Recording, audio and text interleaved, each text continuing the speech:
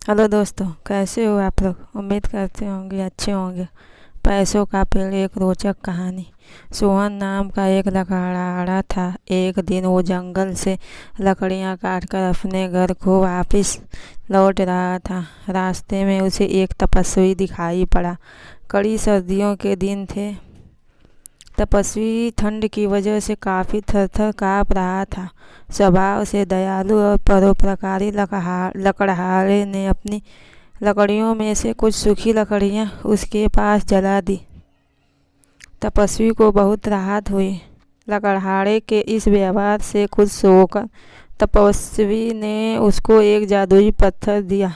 उस समझते हुए पत्थर ने लकड़हारे से कहा कि जब ज़रूरत होगी वह किसी भी पेड़ से इस पत्थर को लगा देगा और एक मंत्र जो वह उसे देने वाला है वह पढ़ेगा तो वह पेड़ पैसों का पेड़ बन जाएगा।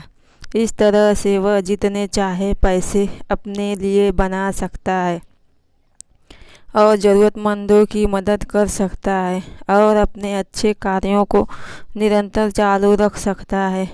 तपस्वी ने लकड़हारे को एक मंत्र बताया और साथ में यह भी बताया कि यह मंत्र पेड़ को पैसे के पेड़ में रूपांतरित करने के लिए कितना ज़रूरी है। लकड़हारे ने तपस्वी का आभार प्रकट किया और वह अपने घर आ गया।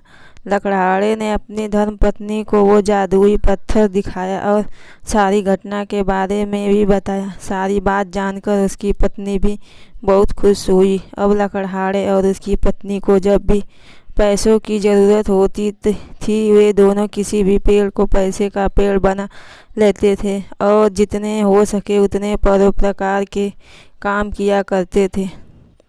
एक दिन एक पड़ोसी ने उन्हें पेड़ को पैसों के पेड़ में बदलते हुए देख लिया। उसके मन में लालच आ गया।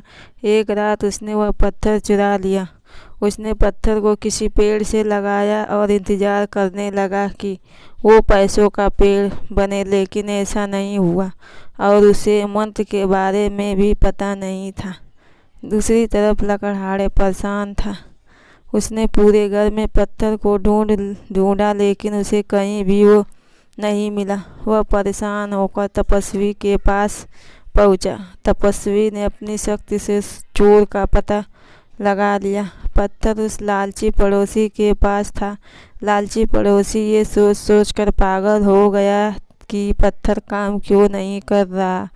लकड़हारे ने उस पत्थर को वापस पाया और तपस्वी को लौटा दिया और अपनी मेहनत से जितना संभव था उतना दान धर्म का काम करते रहा। इसलिए कहते हैं कि चोरी करना बुरी बात है और अधूरा ज्ञान और जानकारी काफ़ी हानिकारक है।